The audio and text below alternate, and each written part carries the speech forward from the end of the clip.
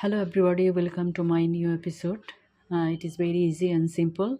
Today we will know how to create flicker. It is very easy. Let's dive into my screen. Here is I put a brain PNG on my timeline. Then I'm going to put a effect that is name is strobe light.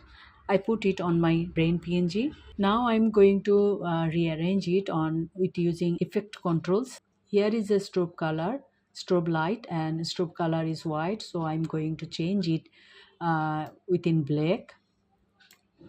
Then I'm going to blend with or organize. It will be 19 or 20%. For me, I'm putting here 19%. Then strobe duration, I put here 10 second. In the meantime, I put here strobe period.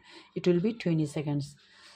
That's all today. Nothing to do more. So let's check how it works. Then see, now it's working very nicely. It's working very nicely, and that's all today. Thank you everybody to watching with me my short video.